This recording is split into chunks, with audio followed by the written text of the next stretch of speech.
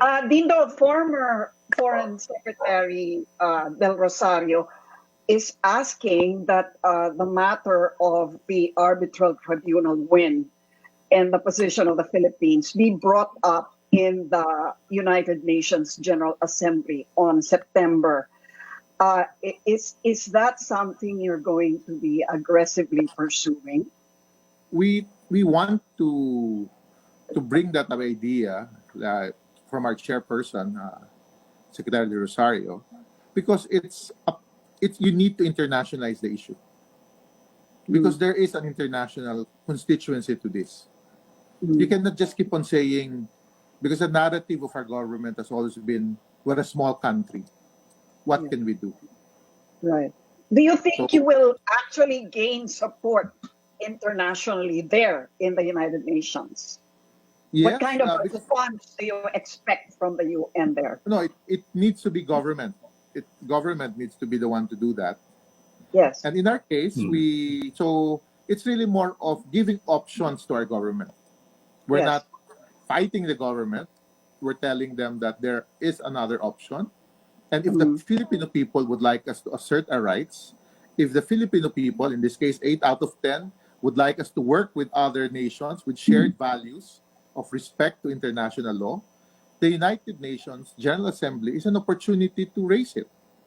Indonesia just raised this issue a few months back. Pero sir, even if we internationalize, go ahead. You think it will have any impact? Because there have been several surveys showing strong Filipino support, no, for these types of actions and for the government needing to assert our rights in the West Philippine Sea. But you think this latest one will have any impact on policy? I'm not sure.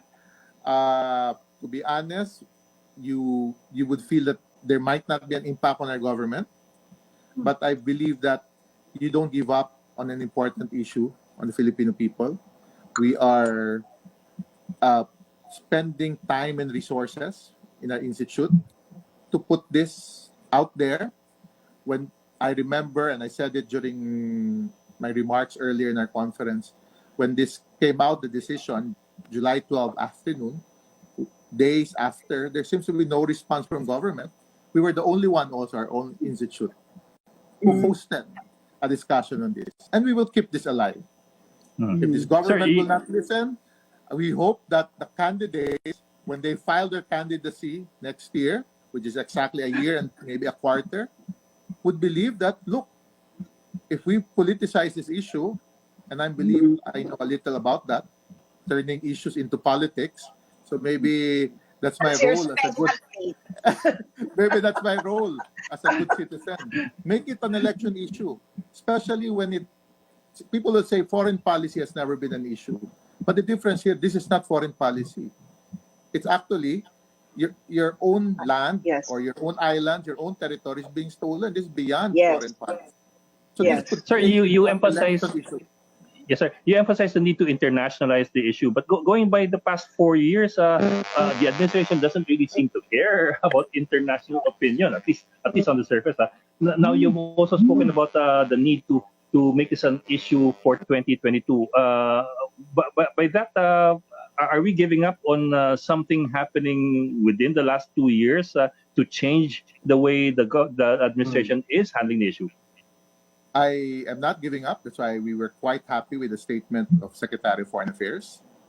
We hope this becomes the consistent policy of government.